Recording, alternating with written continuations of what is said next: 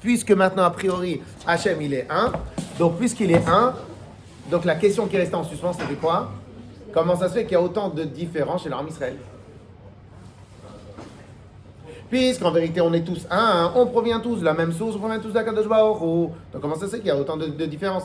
Et pire, il y a des Bnei Israël que pas seulement ils font pas Torah Mitzvot, des fois on a vu dans l'histoire de l'humanité, ils peuvent même se monter contre des Bnei Israël. Ils peuvent même faire du mal à des autres Bnei Israël. Donc on ne comprend pas. Alors au passage, d'où provient aussi une des fausses idées qu'il y avait dans les temps anciens. Quand je dis temps anciens, c'est jusqu'à l'avènement tolta de la Chassidoute. C'est que si un Ben Israël, c'est un juif, il ne fait pas Torah Mitzvot, c'est pas un juif, tu le dégages de la communauté, tu le dégages de tout ce que tu veux. Ok? Donc en vérité, tout est parvenu. Pourquoi? Parce qu'a priori, si maintenant, donc la question elle est, comment il peut y avoir autant de différences entre les Bnei Israël? Quelle a été la réponse déjà?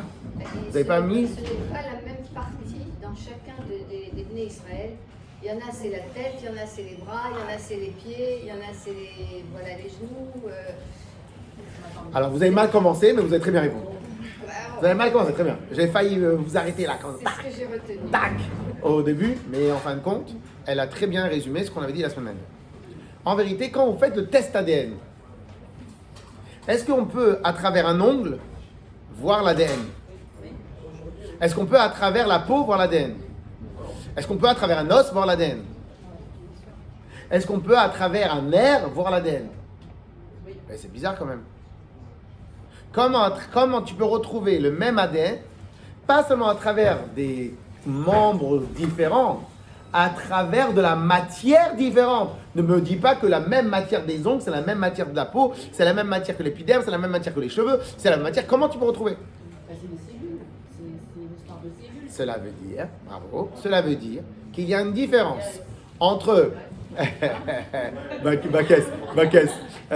Il y a une différence entre le noyau, pas fondamental, le noyau de base, qui est l'ADN, et comment l'expression de l'ADN.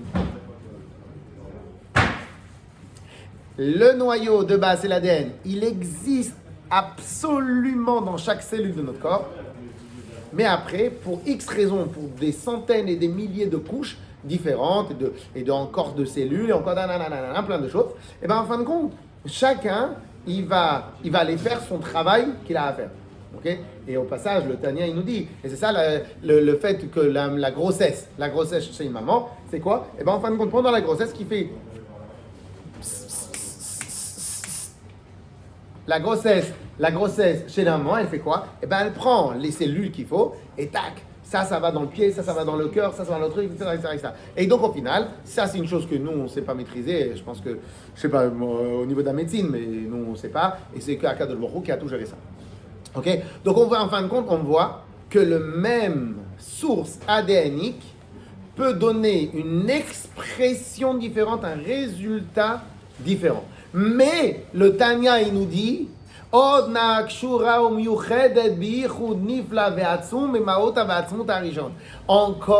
elle est connectée, en fin de compte, et à l'époque du Admon Zaken, je ne sais pas si on pouvait donner le terme adénique, mais aujourd'hui, c'est facile de le dire.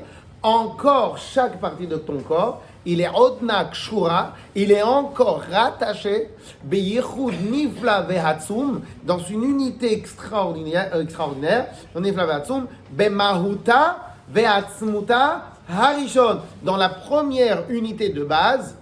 De nos jours, on va donner un terme, chose que quand j'étais jeune, on n'a jamais pas utilisé avec ce terme-là, mais le terme, c'est l'ADN.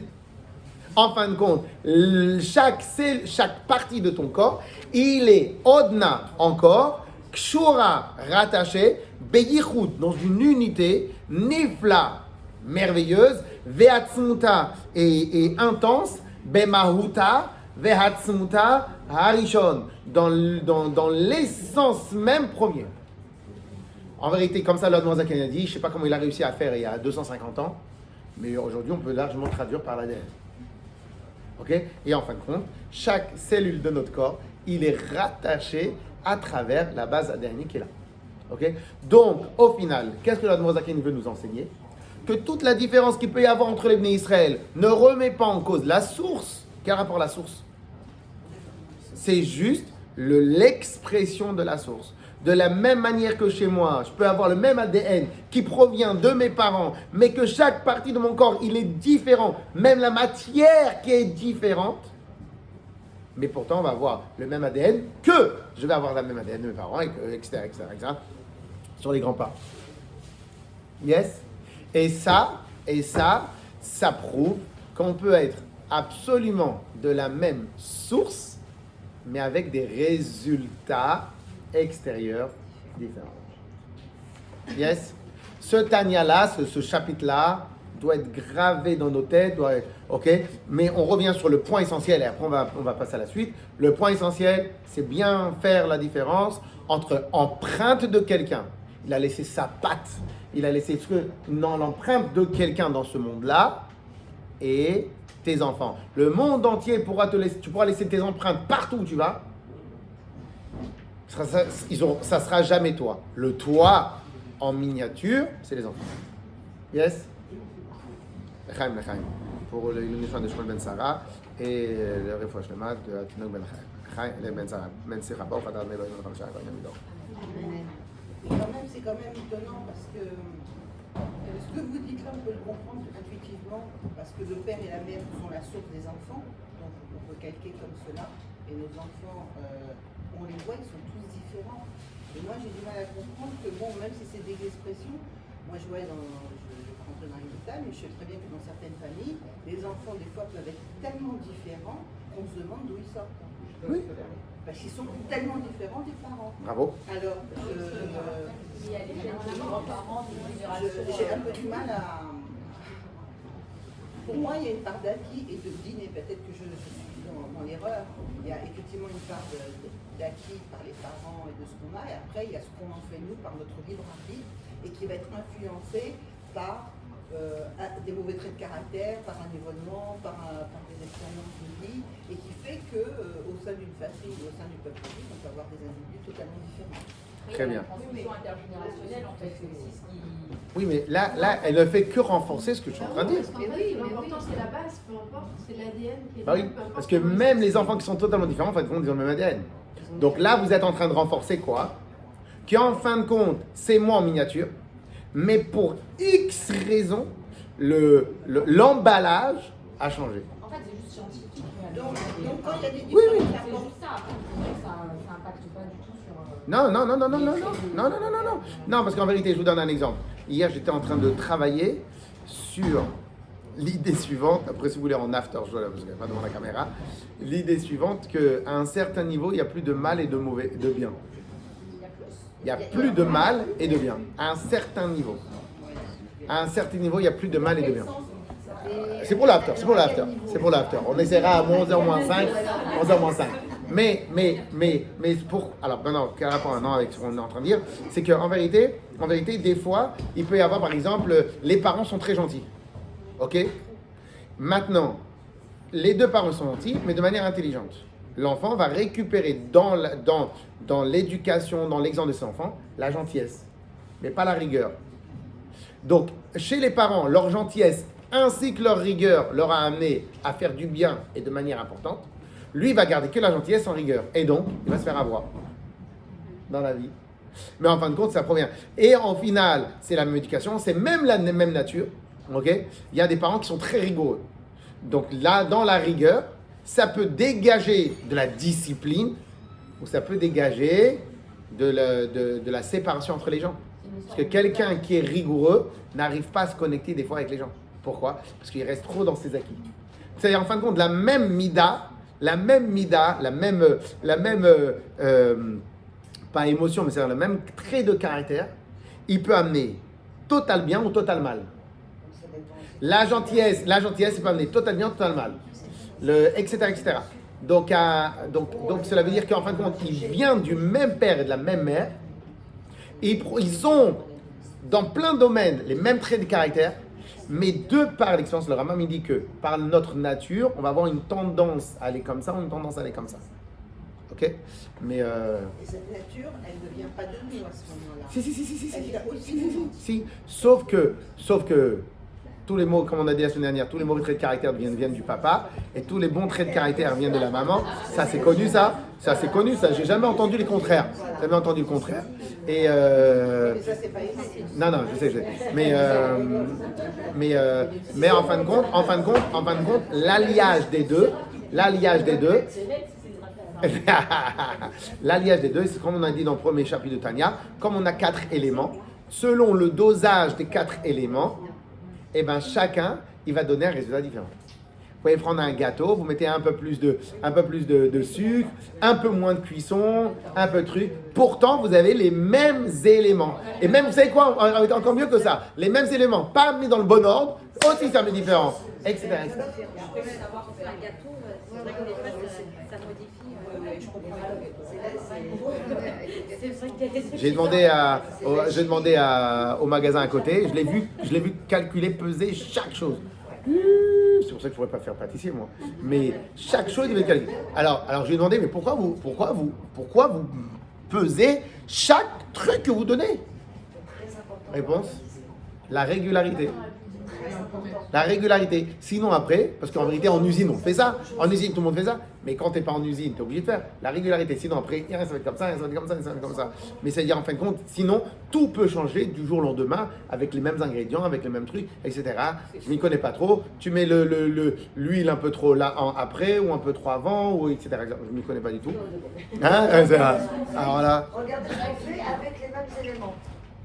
La farine, le sucre, on fait 1 milliard de choses différentes avec la même base. Oui, c'est vrai. Non, mais il y a des ingrédients, mais il n'y a pas des ingrédients que vous rajoutez en plus. Non, mais parfois avec un petit Oui, mais de toute façon, regardez, même les chalotes, vous me dites si je me trompe, même les chalotes. Voilà. Pourquoi? Va dépendre combien de temps vous la laissez. Va dépendre de la cuisson. Va dépendre si maintenant vous faites avec amour les Shem Shamaïm pour mes enfants, etc. Et même vous dites Shabbat, à ces chalotes là je les ai fait avec amour. Oui ou non? Voilà, Chazak. C'est quoi cet ingrédient là? C'est les mêmes ingrédients. Ok. Yes. Alors maintenant on va apprendre. Rappelez-vous ce que Madame elle a très très bien dit. Ok? Qu'en vérité, on est tous un seul corps. On est d'accord? Donc en vérité, on a le même corps. En vérité, on peut voir le corps, les Bnei Israël, en un seul corps, sous 2 aspects. Ou le même corps sur toutes les générations du Ham Israël, donc toutes les âmes du Ham Israël. Ou bien le même corps, sur la même génération. Donc, ou bien vous allez avoir un corps énorme avec tous les Neshamot. Et ça, c'est les mêmes corps depuis Moshe Rabbeinu, depuis Avraham Avinu jusqu'à aujourd'hui. Donc ça va être le corps entier de Bnei Israël. Ou bien le corps de Bnei Israël de la même génération. Dans tous les cas de figure, pour l'instant on va parler sur la même génération, dans tous les cas de figure, on va avoir toujours la même structure. Yeux, tête et talon. Alors, en général, on utilise très souvent le principe du talon dans la chassidoute pour donner l'idée d'un membre sans sensation. Ok? Quand vous devez regarder si l'eau à la mer elle est froide ou elle est chaude, vous sautez pas la tête devant. Pourquoi vous sautez pas? Non, vous attendez un quart d'heure. Ok? Pourquoi vous sautez pas? Pourquoi vous sautez pas la tête la première ou le corps le premier? Parce que c'est simple. Ici, il y a moins de sensations. Dans le talon, il y a moins de sensations. Donc, je préfère risquer peu que de risquer beaucoup. On est d'accord? Et de toute façon, même, c'est des éléments pas vitaux. Le corps, c'est la chaleur du haut, il est beaucoup plus important et beaucoup plus vital, etc. Bon. C'est plus logique aussi, comme c'est en bas, on met directement le pied dans l'eau. Oui, mais vous ne courez pas. Je me vois pas mettre. Mais vous courez pas. Oui, mais vous courez pas. Vous courez pas. Vous attendez, comme ça, vous mettez comme ça. Vous attendez. Il y a des caisses qui vont directement. Je sais pas si vous savez, mais c'est quoi du coup la différence? Pourquoi est-ce qu'on parle du talon d'Achille où c'est censé être la zone la plus fragile finalement du corps? Oui. Bah justement, c'est ça le talon d'Achille. Mais Le talon d'Achille, c'est mythique. C'est-à-dire qu'en fin de compte, il a été frappé sur le talon. Ok, mais c'est totalement mythique l'histoire. Mais là, nous, ce qu'on utilise le terme du talon d'Achille, c'est style le défaut dans sa carapace.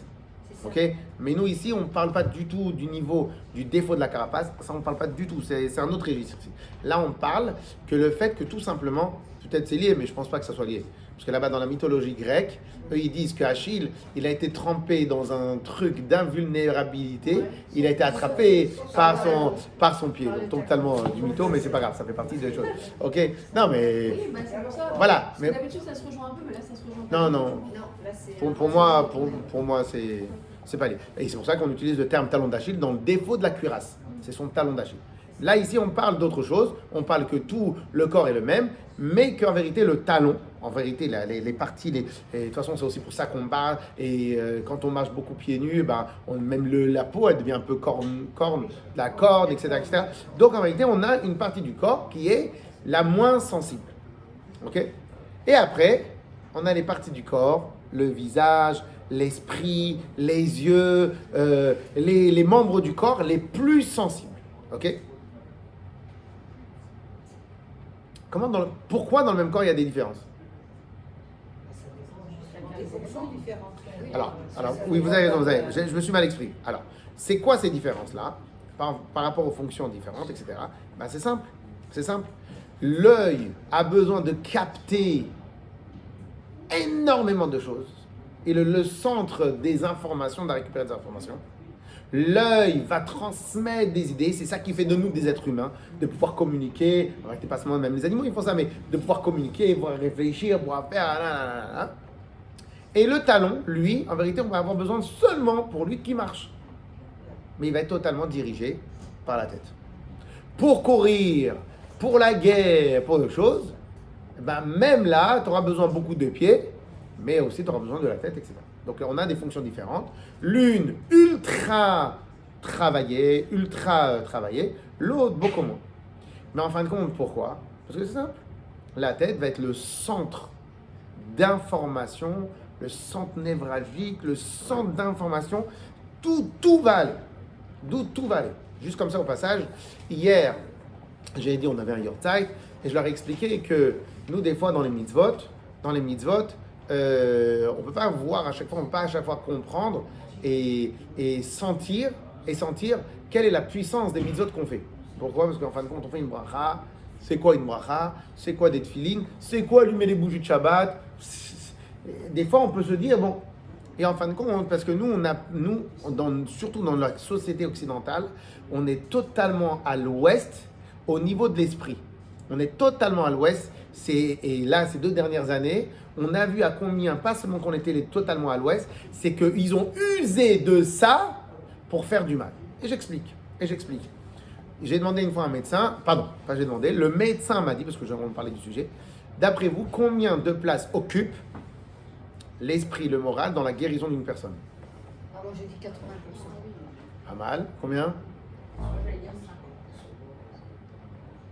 Je dirais 100%. Moi, je dis 90. Hein? Le médecin m'a dit 90%. Vous avez dit 80, mais c'était déjà pas mal. 90%. Vous imaginez un médecin qui me dit 90%? Dans la santé, 90% provient du moral. Qu'est-ce qu'ils font depuis 2 ans? Le moral, il n'est même pas dans le talon. C'est-à-dire, il est en dessous le talon. Il est en dessous le talon, le moral. D'accord ou pas? Et trucs, et il t'angoisse. Vous voulez être en bonne santé, vous fermez la radio, fermez la télé. Vous allez fermer la télé, le monde, il est beau. Vous rallumez la télé, le monde, il est ok? Hein? Oh là là là là. Avant, j'accompagnais les enfants à côté et je mettais comme ça la radio. À la fin, je devais angoisser. Mais à l'antenne. Mais j'allumais BFM ou je sais pas quoi. Non, mais avant, il y a 10 ans. J'ai dit stop. À chaque fois que je sors de la radio, chaque fois que je vois mes enfants, j'ai une dépression. J'étais heureux. Ok? Donc, qu'est-ce qui se passe? Et donc, le moral n'est pas important. Et super important. Alors maintenant, on peut se poser une question. Comment c'est possible qu'à l'heure où on connaît les molécules, on connaît quels sont les trucs qui touchent telle partie du corps, quelque chose d'aussi moral, spirituel, métaphysique soit tellement important. Ok? Eh bien, en fin de compte, on ne le voit pas, on ne le sent pas, mais c'est plus qu'important. C'est absolument la cohésion d'absolument tout le corps. La tête, un bon esprit, bonne harmonie, des pensées positives, etc., etc. C'est tout simplement, on raconte sur quelqu'un, il a écrit un livre, comment il a guéri une super grosse maladie, je ne vais pas dire son nom, vous la connaissez, à travers le rire. Il date depuis très très longtemps, je ne l'ai pas lu, mais je connais le sujet. Et tout simplement, il avait acheté à l'époque, c'était les cassettes, donc vous imaginez, les cassettes, et il mettait toute la journée des vidéos de rigolade. Et il s'est guéri à travers des vidéos de rigolade. Ok? Donc, qu'est-ce qui se passe? Et donc, en fin de compte, l'esprit, les yeux, la tête, l'intelligence, et tout, etc., c'est tellement primordial qu'en vérité, on a aussi des organes ultra sensibles, les oreilles ultra sensibles qui peuvent être connectés. Mais en fin de compte, le job de la tête, c'est quoi? C'est de donner la cohésion, de donner l'énergie, de montrer le chemin, de faire avancer, de faire tout dans le corps. Ok? Et donc, puisque maintenant là, Morazakaini nous a dit que dans le corps, le Ham Israël, c'est tout un seul corps, et donc en fin de compte, c'est normal et ça soit logique que dans le Ham Israël, il y a une partie du corps qui s'appelle la tête des Bnei Israël et une partie du corps qui va s'appeler les talons du Ham Israël. Quelle va être la différence entre les deux? On l'a dit, la sensibilité. Si maintenant je vous parle de sensibilité par rapport au Ham Israël, vous avez parlé de quoi? Sensibilité à quoi? À Dieu, au divin, à la Torah et au mitzvot. Il va y en avoir une partie du Ham Israël qu'on va appeler la tête du Ham Israël, qui vont être d'une sensibilité. Ils vont sentir tout les messages du Ham Israël. Ils vont sentir chaque Ben Israël. Ils vont pouvoir se connecter avec chaque Ben Israël. Ils vont sentir ce que Dieu il veut. Ils vont savoir le retraduire dans des termes. Ils vont savoir le retraduire dans un enseignement, etc., etc. Et tout ça c'est la tête du Ben Israël. Que eux, ces têtes-là du Ham Israël, ils retransmettent cette description. Donc quand maintenant quelqu'un il est angoissé, regardez, il y a une des choses qui est très très marrant. La maman, elle est angoissée. L'enfant, il ne se calme pas dans ses bras. La maman, elle est détente. L'enfant, il est détente. Mais je ne comprends pas. L'enfant, il est idiot, il est bête. C'est pas qu'il est bête. C'est qu'il ressent, là tout de suite, son intelligence, elle se consacre sur les sensations. Et bien lui, il ressent à 2000%. Lui, il va ressentir tout. Ce que toi, tu ne ressens pas parce que tu bouges, parce que tu n'es pas bien, parce que tu n'es pas tranquille. Maintenant, tu peux bouger beaucoup et être calme. Et tu peux ne pas y bouger et être super nerveuse. Ok? Donc, tu vois bien. Okay? Et donc, qu'est-ce qu'on a besoin? On a besoin de la tête qui, elle, va être d'un calme olympien, va savoir exactement où on va, il va savoir exactement ce qu'il y a à faire et ça va transmettre à tout le reste du corps. Et donc, en fin de compte, c'est Bnei Israël. Et donc, il va y avoir des Bnei Israël qui vont être les talons du Ham Israël. Donc, ça peut être quoi le talon du Ham Israël? C'est très peu de sensibilité avec Hachem. Ou bien, dans le bon côté des choses, une capacité d'écouter aveuglement. C'est ça le travail du talon. Capacité de travailler d'avancer, d'écouter aveuglement. Maintenant, et de l'autre côté, on a à l'intérieur du Ham Israël des gens qui vont être appelés Rachei Bnei Israël, les têtes des Bnei Israël. Au passage, vous connaissez que c'est les initiales de Rabbi. Ok?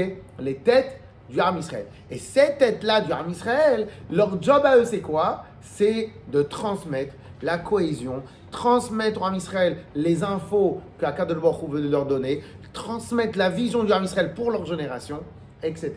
Est-ce que Ok? les pieds peuvent devenir une tête? Comment? Est-ce que les pieds peuvent devenir une tête? Voilà, est-ce qu'il y a de la progression? Alors, vous imaginez bien que même un être humain qui va être appelé comme un pied, il va être un pied, il va être un être humain. c'est-à-dire qu'il va avoir une intelligence, une compréhension, une chose, etc., etc. C'est-à-dire que là, c'est une image. Ça veut dire quoi, c'est une image? C'est-à-dire que même en étant considéré avec très peu de sensibilité, il peut développer pour lui son plus grand potentiel.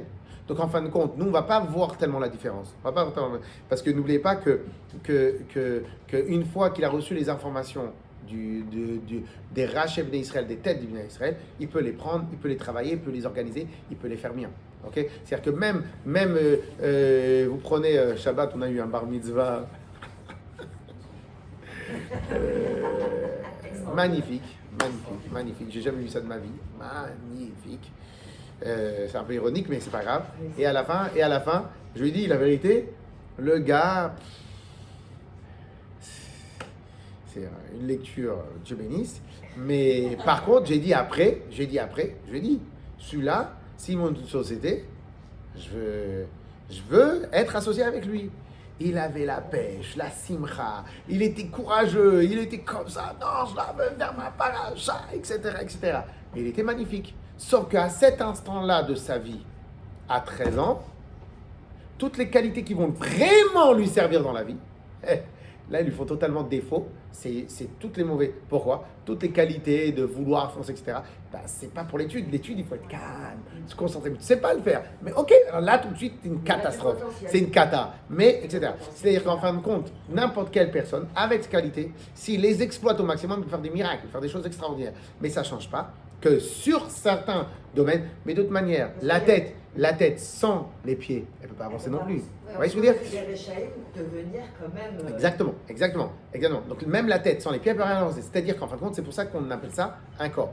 Mais cette partie-là du corps, qui est les pieds sans sensibilité, et en fin de compte, elle peut utiliser toute sa force dans l'action, dans le rapprochement des autres choses. Maintenant, elle va juste suivre les ordres. Mais elle peut être magnifique dans ce domaine-là. Okay, donc là, ce n'est pas la qualité de la personne, c'est sa sensibilité à percevoir des messages qui sont un peu trop métaphysiques. Okay? Métaphysiques, spirituels, divins, etc. Nous, c'est... OK? Et nous, il va avoir les têtes des Israël. OK, sur ce point-là? Très bien. Alors maintenant, ça, c'est le premier point. Maintenant, le deuxième point, qui est dans ce chapitre-là, on l'avait commencé à le dire les dernières 10 minutes la semaine dernière, c'était un point que les chassidim, eux, ils acceptent ça de plein gré, et ceux qui ne sont pas chassidim, ils ont un problème avec ça. Et est-ce que vous avez sûrement, de toute façon vous avez marqué ici, Ri, Adoneinu, Moreinu, Verabeinu, Melech HaMashiach Lanavel.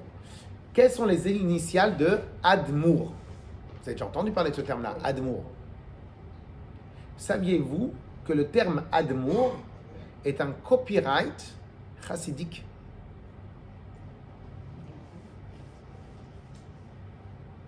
Le terme Admour, je me rappelle, une fois j'avais vu que sur Baba Saleh ou un de ses ancêtres, ils ont marqué à Admour Yaakov Abu Khatsera, donc c'est un de ses ancêtres. À Admour Yaakov Abu Khatsera. Je l'ai fait remarquer à quelqu'un que ce qu'ils viennent de marquer, c'est un non-sens. Pourquoi c'est un non-sens? Parce que le terme Admour, c'est un terme, entre guillemets, copyright dans la culture chassidique. Abu Khatsera, c'est des tzadikim séfarades. Donc, dans les tzadikim séfarades, le terme Admour n'a pas lieu, parce que le terme Admour est un terme totalement initié par la chassidoute. Qui signifie quoi exactement? Ça veut, alors maintenant, c'est quoi ce terme-là? En fin de compte, ce terme-là, il concentre, il cadre la relation qu'il y a entre un chassid et son rabbi. La semaine dernière, on avait commencé et j'ai expliqué que la relation entre un chassid et son rabbi, c'est que tout ce que j'ai besoin passe à travers mon rabbi.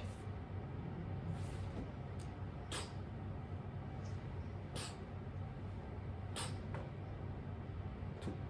Ok? Et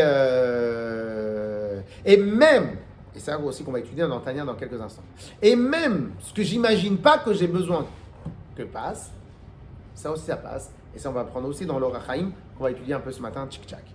Ok? C'est-à-dire que dans la culture chassidique, alors quand je dis le mot culture, en réalité c'est pas un beau terme quand on parle de Torah. Dans la Torah chassidique, absolument tout ce que Dieu veut te donner à toi passe par ton rabbi. Ah, je suis Breslev. Ben, si ton rabbi c'est Rabbi Nachman, eh ben, Dieu il va tout te faire passer par Rabbi Nachman. Si maintenant tu as un autre chassid, tu as Vizhnitz, tes choses, la culture chassidique. Après, il y a des grands rabbis, des petits rabbis. Pourquoi je dis le mot grand rabbi? Des rabbis qui ont la capacité de donner à seulement leurs disciples, des rabbis qui peuvent donner à plein de sortes de chassidoutes, etc. Mais peu importe. En tout cas, tout doit passer par Raché, Bnei Israël, la tête de Bnei Israël. Ok? Et à l'exemple de Roche. Roche, tout à l'heure, on a dit que absolument tout passe par la tête. La cohésion totale du corps passe par la tête. Si la tête, Dieu préserve, elle a un problème, leur allez-nous, sur personne, ceux qui ont Dieu préserve Alzheimer, et ben à un moment, même respirer, ils commencent à avoir des problèmes de respiration. Alors j'ai demandé à un docteur, je leur ai demandé, mais quel rapport maintenant la respiration et l'Alzheimer? Eh ben c'est simple. Tout, nous on le sait pas, mais tout passe par la tête. Nous on n'a pas on ne maîtrise pas vraiment le truc, mais tout, absolument tout passe par la tête. Donc si maintenant il y a un moment où la tête n'a plus la capacité, nous on n'arrive pas à voir la différence. Parce que nous on croit que la tête, son job, c'est uniquement de réfléchir. C'est 1000 fois plus, ok? Donc tout passe par la tête. Donc si maintenant des générations, des cellules, etc. Donc même l'ordre de respirer, il y a un bug. Peut-être comme dans un ordinateur, on pourrait dire la puce, la carte mère. La carte mère, il y a un bug. Tout le reste, il peut avoir un bug. Ok? Très bien. Et donc, nous, on ne le sait pas, mais tout passe par les rachets Bnei Israël. Ok? Très bien. Alors maintenant, alors c'est quoi Admour? Adonneinu. Alors, je rappelle, Adonneinu, ça veut dire notre maître. Mais, le terme Adon, vous avez étudié le fromage? Et quand est-ce qu'on utilise dans le fromage le terme Adon? Alors attention, hein, oui, mais parce que là-bas c'est maître, vous allez voir, mais il y a un terme dans le fromage qu'on utilise Adon, vous savez pas? C'est un terme très dur pour ce qu'on va étudier, mais c'est pas grave. C'est la relation maître à esclave. Dans la paracha de la semaine dernière, Ahavti, l'esclave il va dire, Ahavti et Adoni, j'ai aimé mon maître. Ok? Et je ne veux plus sortir en liberté. Eh ouais, des fois des esclaves ils veulent pas rester à sortir en liberté. Ok? Donc, Ahavti et Adoni. Donc, on a Adon, Eliezer, il parlait d'Abraham, Adoni, etc. Ok? Donc aujourd'hui, dans le langage hébreu moderne, Adoni, c'est monsieur. Ok? Alors, quand on dit Adon Olam, c'est le maître du monde. Mais comme ici, il n'y a pas, c'est pas deux êtres humains, c'est deux entités différentes, donc ça n'exprime pas vraiment. Là, ici, Adon, ça peut être notre maître. Donc, le premier terme qu'on dit est Adonneinu. Admour, c'est les mêmes lettres que Adonneinu, notre maître. Mais dans quel sens notre maître? Pas seulement le maître de l'enseignement. Pourquoi? Parce que juste après, il y a marqué quoi? Moreinu. C'est quoi Moreinu? C'est comme un moré.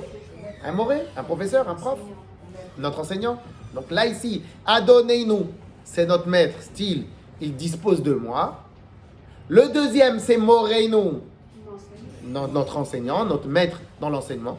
Verabenu, notre rave ou notre maître, encore aussi, peut-être on pourrait dire notre maître à penser.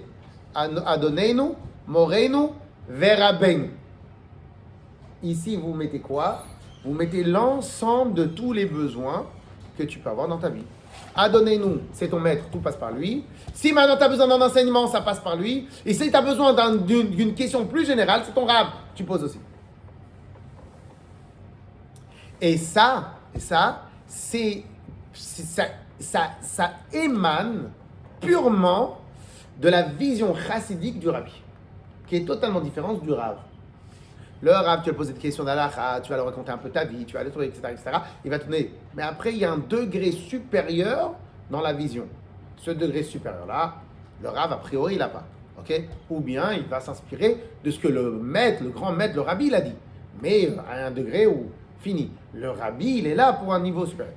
Clair? Donc, Admour, c'est Adonneinu, Moreinu? Exact. Moreinu, Verabenu. Aleph, Dalet, et même Adoneinu, Moreinu, Veraben. Ok? Vu qu'il y a un titre d'amour, c'est du lourd. Ouais. C'est du lourd. Oui, c'est du Mais qui décrète ça? En vérité, nous les Chabad, on est totalement mono-rabbi. Mais si vous allez en Israël, en vérité, il y a beaucoup d'amour. Il y a beaucoup d'amour. Parce que je vous ai dit que en vérité, le principe même d'un amour, c'est aussi la considération de l'élève par rapport à son maître et comment il considère son maître. Donc en vérité, vous allez, je sais pas, vous allez à Natania, Kiryat Sanz, là-bas, il y a un rabbi, à Belz à Yerushalayim, vous allez sur internet, vous tapez Belz, Jérusalem. Je crois que c'est peut-être la synagogue la plus belle du monde, la plus énorme du monde. La plus énorme du monde. 7000 places assises dans la synagogue, plusieurs étages extraordinaires. Mais là-bas, c'est l'Admour de Belz. Là-bas, c'est l'Admour de Belz. Donc, tous les chassidim de Belz viennent à Rosh Hashanah, viennent pendant les fêtes, etc. etc. C'est le Admour de Belz. Donc, en Yerushalayim, vous en avez plein. Après, qui décrète pas, nous, on n'est pas là pour décréter. Chaque chassid, il va considérer. Si le chassid, il considère que c'est son Admour, c'est son Admour. Après, bien évidemment, il faut qu'il y ait un minimum de compétences, je pense. OK? Mais, en tout cas, ça, c'est une valeur chassidique. De nos jours, je ne sais pas comment ça marche exactement, mais parmi les Admourim, en général, les Admourim, c'est des tzadikim, quoi. C'est censé être des tzadikim. Mais, encore une fois, c'est pas comme les tzadikim par exemple, chez les Sfaradim, alors encore moins chez les Ashkenazim. Chez les Sfaradim, le tzadik, il était tzadik, j'allais lui demander quand j'avais besoin d'une bracha, et puis c'est tout. Et après, j'allais voir moi à autre chose. Il n'y avait pas le lien absolu. Ok? Et donc, c'est pour ça que chez les Sfaradim, on appelle ça le tzadik. On n'appelle pas ça le Hadmour. Parce que la culture séfarade, c'est pas celle-là. La culture, j'aime pas ce terme culture, mais c'est pour qu'on mieux comprenne. Mais la Torah sfarade, c'est pas ça. La Torah sfarade, c'est que le tzaddik, il est seul dans son coin, il fait ce qu'il peut pour aider les juifs, mais il n'y a pas de connexion. Chez le chassidim, la connexion, elle est censée être très forte. Okay? Maintenant, vous allez me dire, mais ce Rav Israël, c'est encore une de vos fabulations. Ok? Que tout passe par le rabbi. Mais oh, viens, la semaine dernière, on a amorcé la question. J'espère que vous notez, parce que la vérité, on donne des vraies règles quand on fait le cours. Il faut noter. Bon, je sais qu'il y en a certains qui notent, mais il faut les noter parce que c'est des vraies règles. Vous pouvez les utiliser Bezrat Hashem dans la vie de tous les jours. Et alors, à ce moment-là, la semaine dernière, je vous ai dit, comment peut-on savoir réellement si quelque chose est bien ou pas? Tu vas à l'origine. La semaine dernière, on avait reparlé de l'histoire du lait, on avait reparlé, etc. Quels sont les animaux les plus gros de la planète? Herbivores. Quels sont ceux qui ont le plus longévité? Herbivores. Quels sont, etc. Donc, si maintenant tu veux savoir si maintenant être vegan, c'est bon pour la santé ou pas, ben regarde l'effet du véganisme dans le monde. Ok? Etc. Si maintenant tu veux savoir plein, en vérité, l'idée c'est d'aller chercher à son origine. Comment, à son origine, quand il n'y a pas eu de lobbyisme, qu'est-ce que c'était? Et qu'est-ce que tu vois dans le monde? Ben, puisqu'a priori, il y a plus d'animaux sur Terre que d'êtres humains, ben, t'as qu'à regarder les animaux sur Terre. Qu'est-ce qui les rend les plus puissants, les plus grands, les plus forts, les plus longs? Et ceux qui ont plus de longévité, à contrario, les félins, que automatiquement, ils sont une durée de vie beaucoup plus petite que... Bon. Alors maintenant, donc tu vas à chaque fois, tu vas regarder à l'origine. Si vous voulez savoir, il est où le Hémet? Est-ce que le Hémet, il est dans un rabbi à la tête des Bnei Israël ou pas? 2, si le rabbi, absolument tout passe par lui ou pas? Vous regardez quoi? À l'origine du Ham Israël. Qu'est-ce qu'on a eu à l'origine du Ham Israël? On a eu un rabbi à nos têtes, Moshe Rabbeinu. Ok, Pseder, c'est notre guide. C'est pas notre admour, notre maître, notre rab, notre rabbi. C'est notre guide. Eh ben non. On va regarder rapidement un petit truc mais je peux déjà vous rappeler un des points. Dans le désert, on avait besoin de 3 niveaux de protection absolue. Pardon, on avait besoin de 3 besoins élémentaires, absolus et nécessaires absolus. On avait besoin de protection. Les colonnes de nuée. On avait besoin de manger, la manne. On avait besoin d'eau, Myriam. Pendant les 40 années, toutes les 3 choses passaient par nos 3 bergers. La Chassidoute explique longuement pourquoi les 3 choses différentes. Par nos 3 bergers. Quand ils sont décédés, tout s'est réaffilié vers la source. Et c'est Moshe Rabbeinu qui est passé par Moshe Rabbeinu et la protection des colonnes de nuée et la manne. Pardon. Oui, donc le puits passé par Myriam, les colonnes de nuée passées par Aaron, passées par le mérite d'Aaron, et la manne, donc le manger, passé par le mérite de Moshe Rabbeinu. Quand ils sont décédés, Moshe, Aaron et Myriam, tout s'est réaffilié vers la vraie source, qui est Moshe Rabbeinu. Ok? Ça, c'est tout le Midrashim, pas besoin de Chassidut. Maintenant, j'ai envie de vous rappeler un point très, très extraordinaire, qui est dans le parashat Be'alotra. Je ne sais pas combien de temps il nous reste, mais oui, nous sommes. Donc, dans le parashat Be'alotra. Parashat Be'alotra, on parle de plusieurs sujets. Un des sujets du milieu de la paracha, c'est la mitzvah comme Hachem donne à Moshe Rabbeinu, de faire 2 trompettes. Pas des chauffards, mais des trompettes. Chatzotzrot. Ces chatzotzrot, ces trompettes-là, vont servir à annoncer le déplacement des Bnei Israël dans le désert. Ok. Alors, qu'est-ce qu'il y a marqué? Donc, tu vas les utiliser pour rassembler leur âme Israël. Ulmasa et amachanot. Et pour le déplacement des campements. Quand tu vas sonner, tout le monde va venir. Ok?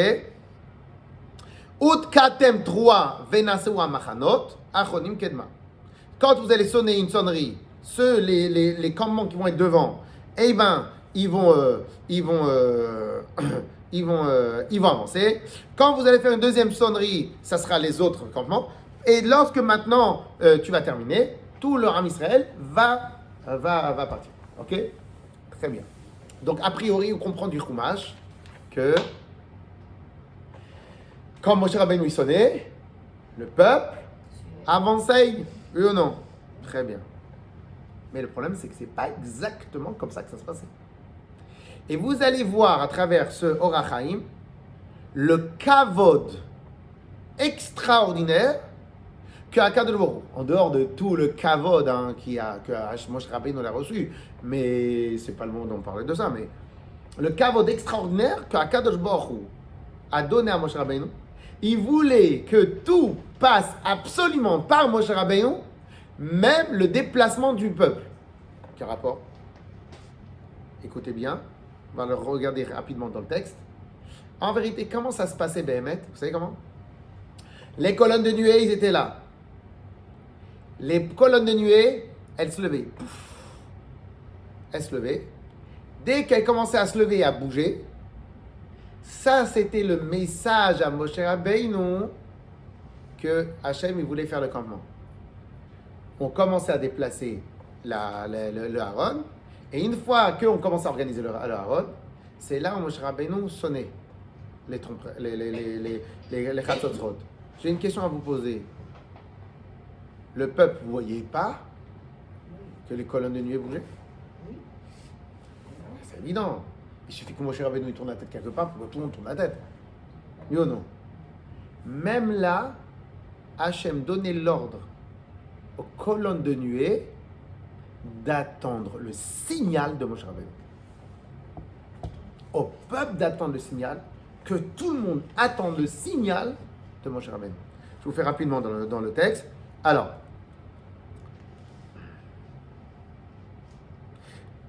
ושכתבנו בסמוך,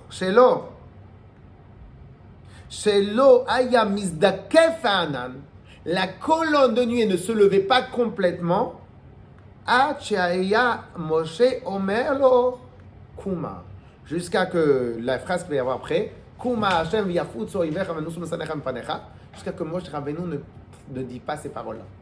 C'est Hachem donne l'ordre à la colonne de nuée, qui est lui-même Hachem. Écoute-moi bien, tu ne bouges pas.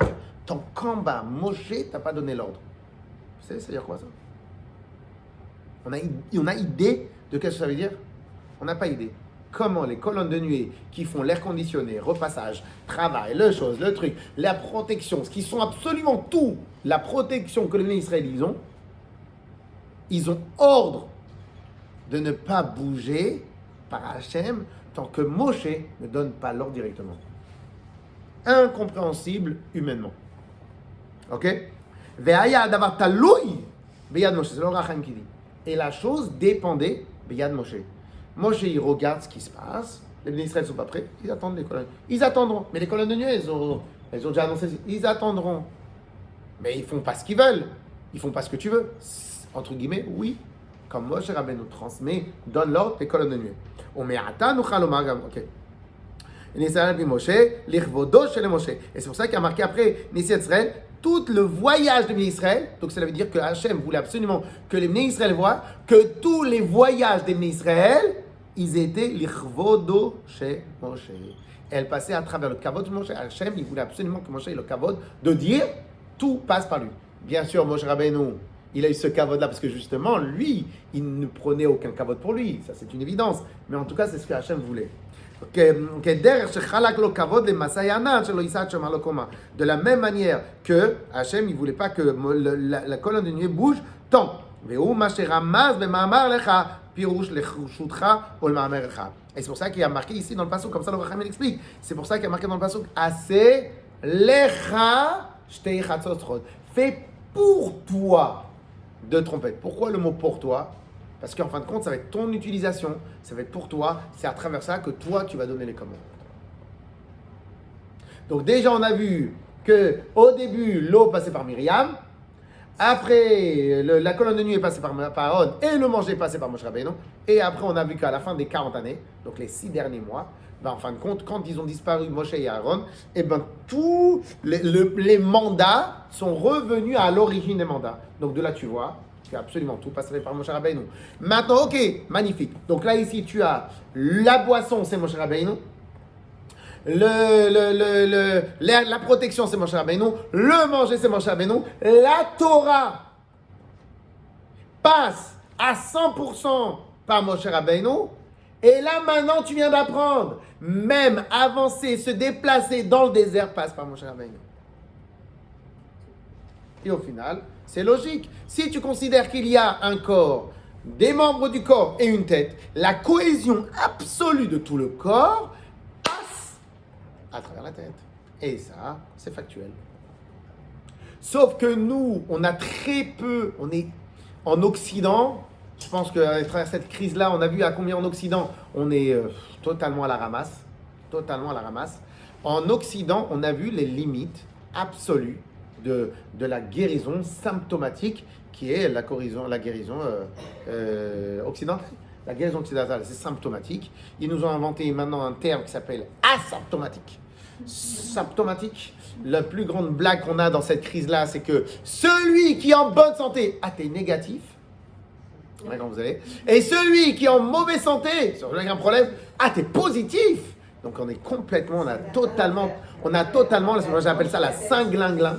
On est devenu, ils ont rendu cinglé la totalité du monde. Ah ouais, la totalité. Donc la cinglingling. Non mais vraiment. Mais, hein? Oui ou non? Oui, non. Mais comme j'ai dit à quelqu'un, quand des parents ils s'amusent, à mettre le masque aux enfants, etc., je ne veux pas rentrer dans plus grande polémique. Qu'est-ce qu'on est en train de dire aux enfants? Tu es l'assassin de ton grand-père et de ta grand-mère. Non, maman, le père, la grand-mère, les grands-parents, ils se tuent pour les enfants, les petits-enfants. Non, toi, t'es l'assassin.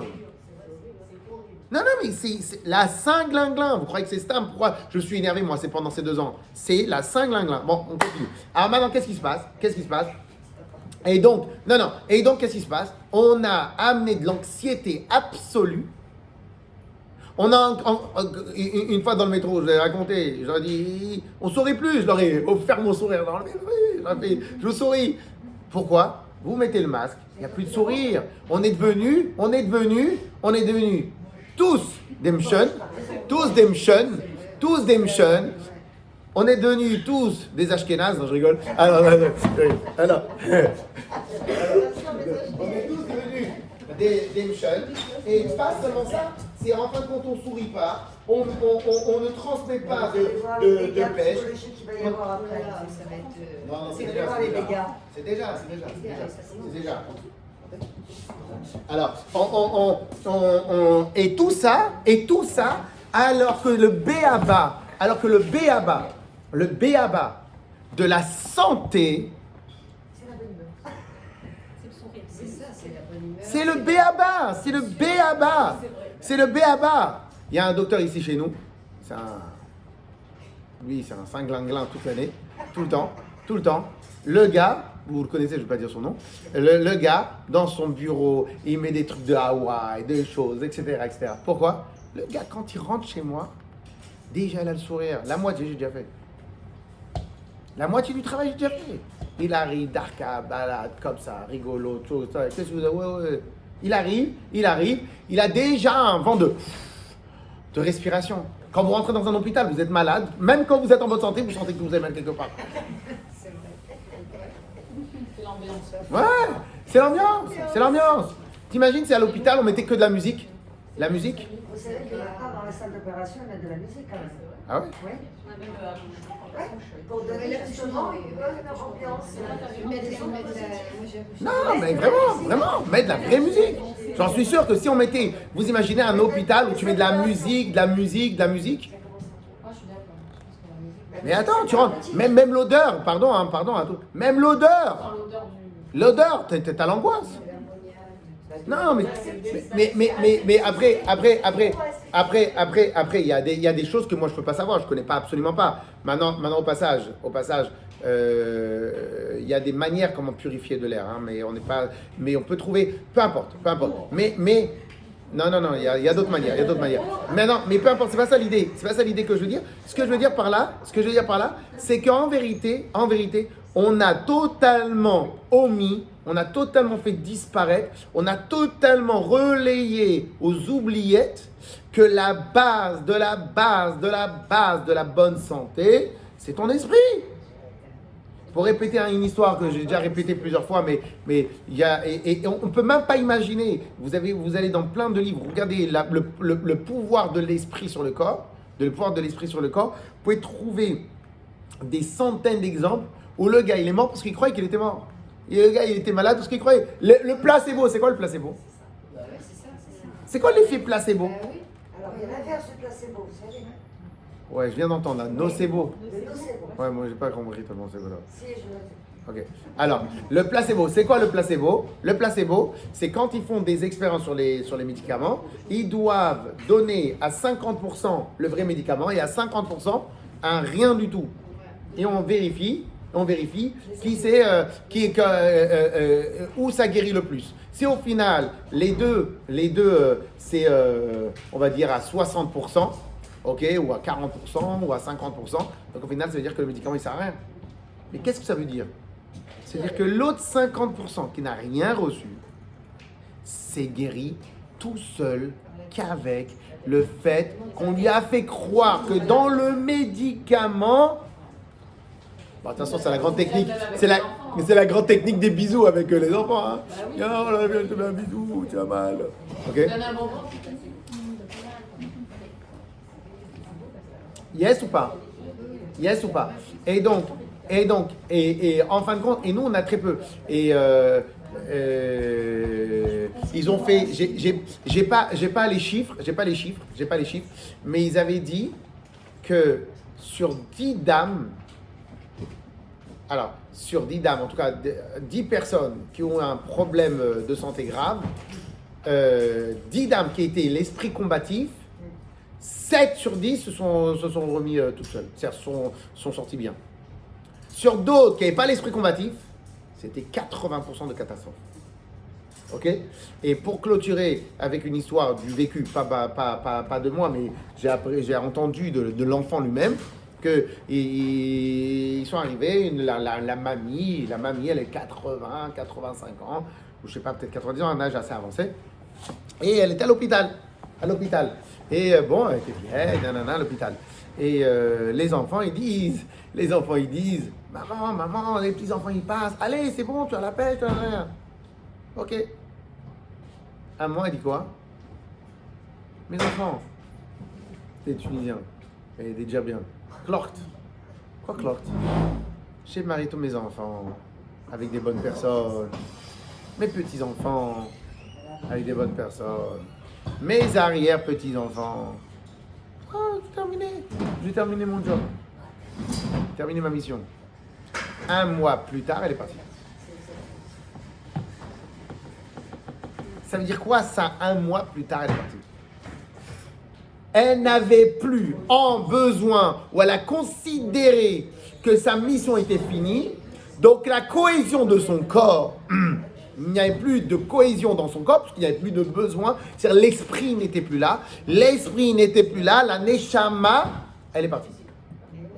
On a conscience de ce qu'on vient de dire là? On a conscience, c'est-à-dire on a très peu, parce on veut tellement zarma être mathématicien, qu'en réalité on devient des nuls. Il n'y a pas de mathématiques, ça c'est une réalité factuelle de la vie. Une réalité factuelle de la vie. L'esprit a une puissance phénoménale sur la cohésion totale de même tes cellules. On a vu du présent avec l'histoire d'Alzheimer. Alzheimer, cette dame-là, et toutes les choses. Maintenant, un dernier truc. Il racontait aussi sur des schizophrènes qu'ils avaient un dédoublement absolu de personnalité. Ok, un, il était en bonne santé, l'autre, il était diabétique. Quand il avait dédoublement de personnalité, il devenait un corps de diabétique. Ça, c'est une vraie maladie. Alors, pourquoi c'est une vraie maladie? Parce que lui, il a une vraie câble en moins dans son cerveau. Enfin, il a deux disques durs. Il a 2 disques durs. Ça, au Hachem, les gens normaux, ils n'ont pas de disque dur. Ils ont un seul disque dur. Lui, il a totalement 2 disques durs. De mémoire vive, de trucs. Donc, quand il passe, vous savez, quand vous mettez le mode ordinateur pour vos enfants, vous passez en mode Jean-Marc et diabétique. Jean-Jacques. Il est diabétique total. Vous le mettez en mode Stivo et il est comme ça, il est bien. Quand il retourne en mode là-bas, en mode schizophrène avec l'autre disque dur, le corps fabrique tous les problèmes de diabétique.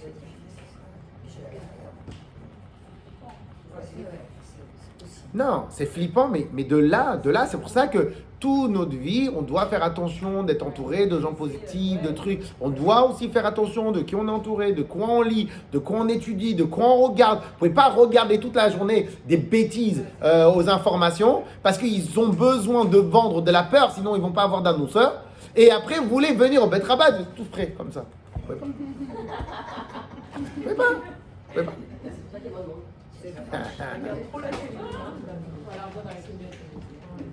Amour, gloire et beauté. Nous sommes au 33 548e épisode. La petite fille, elle est déjà arrière-grand-mère de l'autre. Mais c'est moins toxique que ça. Ah, je rigole, parce que c'est marrant. Ok. Ok. Claire. Et donc, ce point-là, alors maintenant, si je vous invite vraiment si ça vous intéresse, à étudier, parce que c'est important de comprendre vraiment la puissance de l'esprit dans le corps. On a trop peu. Alors, allez-nous, Dieu préserve. Regardez les personnes âgées. Elles sont en bonne santé jusqu'à je ne sais pas combien Dieu bénisse. Elles rentrent 1 fois à l'hôpital, 2 fois à l'hôpital. Après, c'est un abonnement. J'ai pas compris.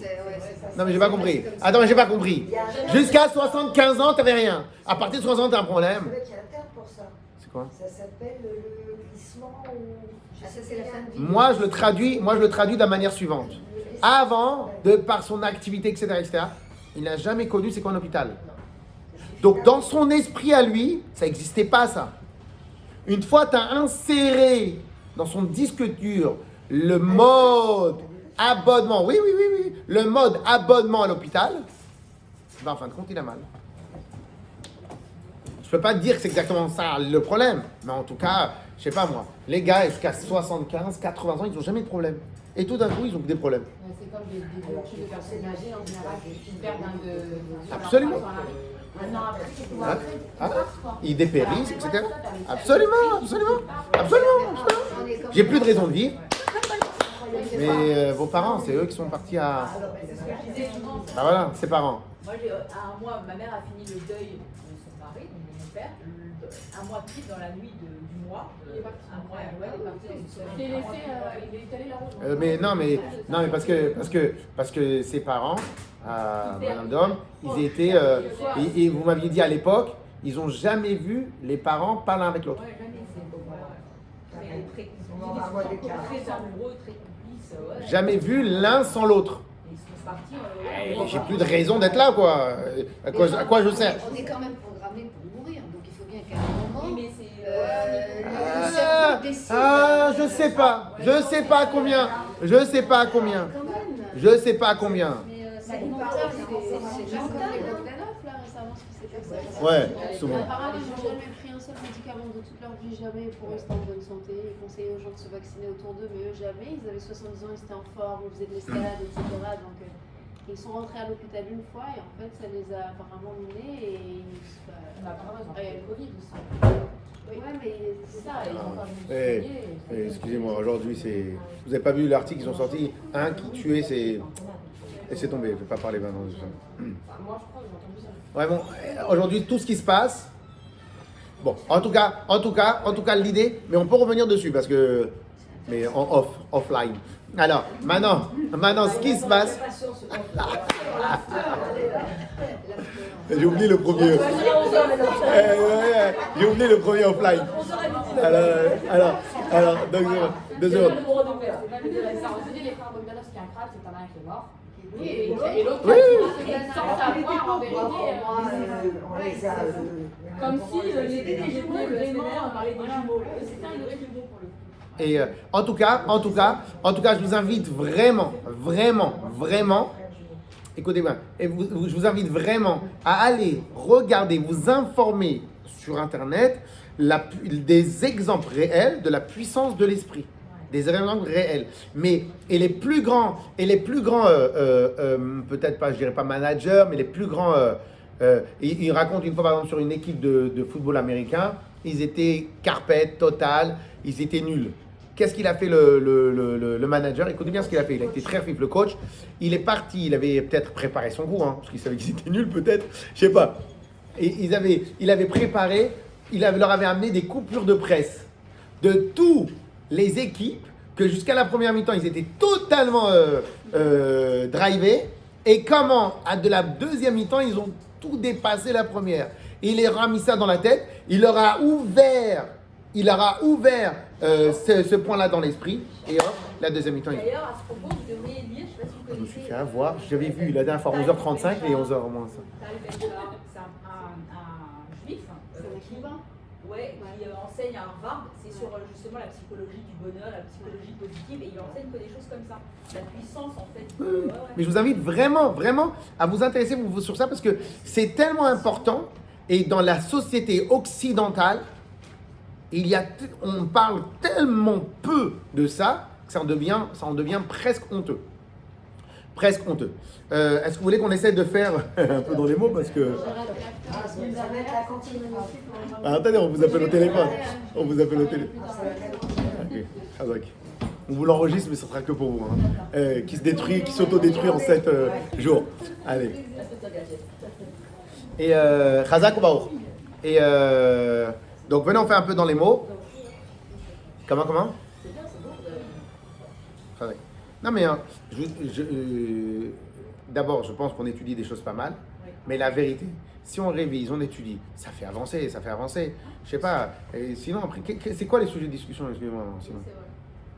Sinon, c'est comme si que maintenant on est à 2 heures près dans la semaine. Aujourd'hui, avec le téléphone, tu peux tout décaler. Décale. Ok? Et on y va. Alors, on fait dans le page 12 que je vous ai donné, tout en bas, l'avant-dernière ligne. Tout le monde a?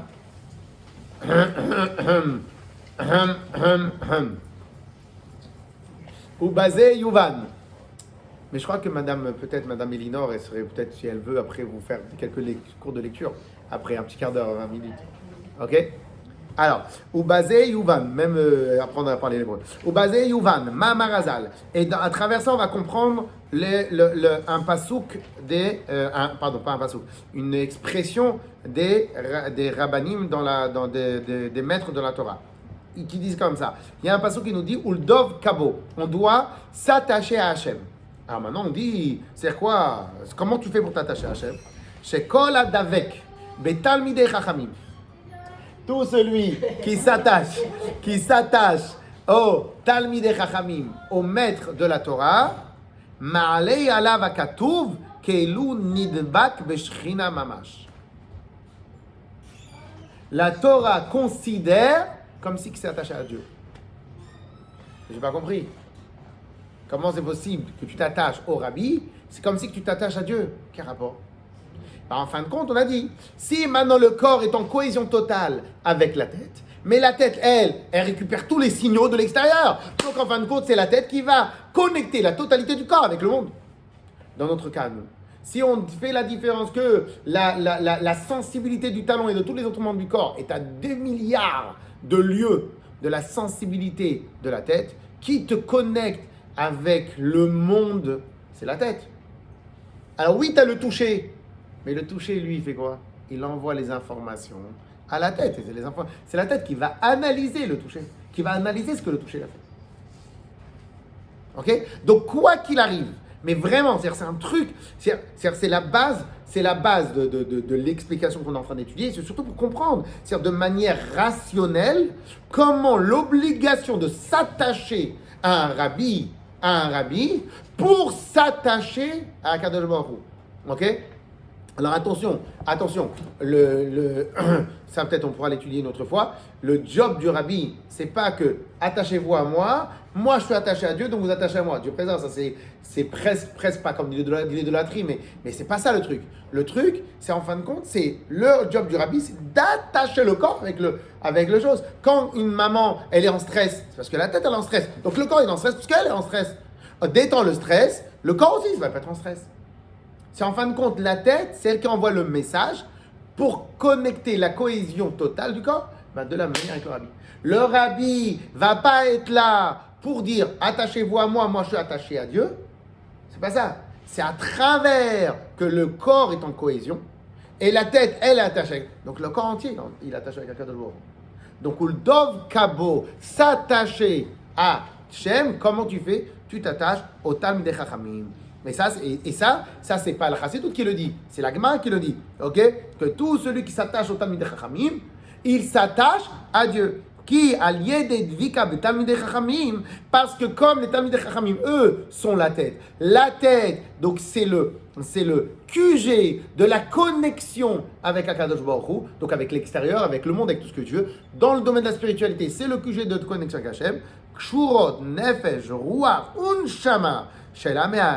Donc ils vont être attachés, l'âme, le nefesh, roi, unchama, c'est 3 niveaux de l'âme qu'on n'a pas beaucoup travaillé encore. Shelam et Aretz, et elles vont s'unir, Bemahutan, Harishon, donc elles vont se réunir sur leur ADN, sur la cohésion, etc. Veshor Sham, Shebechor Maïlash, Ouid Barir Bechomato Echad, ou Amada, ils vont automatiquement s'attacher avec Akadosh Baruch Hu, puisqu'en fin de compte, on provient tous de la pensée d'Akadosh Baruch Hu. Donc lorsque maintenant tu vas t'attacher avec le Talmidei Chacham, donc c'est-à-dire que tu vas avoir une connexion parfaite entre toi et la tête. Ben, cette connexion parfaite entre toi et la tête va t'amener une connexion parfaite avec l'extérieur.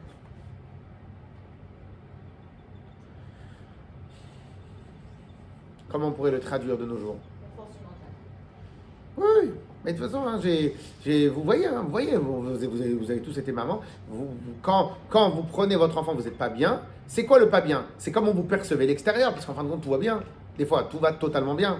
C'est quand vous percevez l'extérieur. La perception de l'extérieur va amener à ce que le bras ne peut pas être tranquille. Le bras ne peut pas être tranquille. Pof, t'as un bug.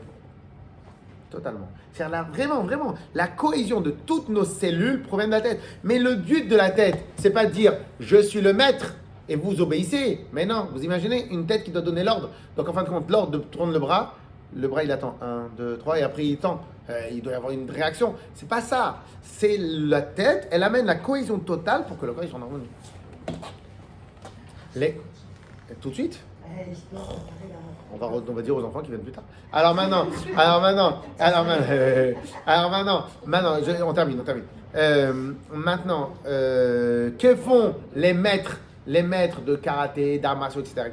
Ils travaillent, et les grands athlètes, et vous voyez, les athlètes, vous regardez comment les athlètes doivent répéter les mouvements de course. Et non, ils doivent travailler pour avoir une plus grande rapidité dans leur course. C'est quoi ça? La tête va être obligée à accentuer la vitesse du... On les voit répéter. Ouais, c'est la cohésion, l'harmonie, etc. Et, ok, alors maintenant, alors je vais terminer comme ça, on passe la semaine prochaine, on va continuer sur ça. Et le dernier point que le Tanya nous dit, c'est qu'en vérité, une chose qu'on va pouvoir travailler aussi plus tard, c'est qu'en vérité, cette besoin d'ADN. Alors, d'un côté, on a l'ADN, et en fin de compte, tout à l'heure, madame, elle a posé la question, elle a dit, mais je ne comprends pas comment les enfants, ils peuvent être différents. Eh bien, il y a aussi, lors de la conception, ça c'est ce qu'il va dire après, lors de la conception, c'est pour ça que Dieu préserve, des fois, il y a des enfants, même la Torah nous dit, qu'il y a des tares. Pourquoi? Parce que lors de la conception, il y a un problème, et bien, en fin de compte, malgré qu'ils vont avoir le même ADN, mais en fin de compte, ils vont puiser de la part des parents des choses négatives, etc. Et plus, en fin de compte, lors de la conception, il n'y a que des choses positives, et bien, automatiquement, l'enfant, il va naître avec des attitudes plus nobles, plus gentilles, plus mieux, etc. Ok? Donc en vérité, mais tout ça, ça va pas être l'ADN. Ça va être les surcouches de l'ADN. Parce que l'ADN, quoi qu'il arrive, les parents le transmettent. Ok? Et donc c'est pour ça qu'en tant que parent, on doit faire attention à toutes ces choses-là. Et après, à travers l'éducation, c'est de formuler, reformater ce qu'on peut reformater dans l'éducation de nos enfants, mais ça ne change pas que quoi qu'il, c'est pour ça que même un enfant adopté, si vous le prenez très jeune, eh ben, je pense qu'il peut avoir même les mimiques des parents, mais lui par contre, il n'aura pas le même test ADN. Okay? Donc il y a plein de choses qui peuvent être empruntées, qui peuvent être éduquées, il y a des choses qui ne peuvent pas être, etc. Mais en tout cas, je pense qu'on a bien clôturé le sujet. Chazak ou Baron, on passe au after.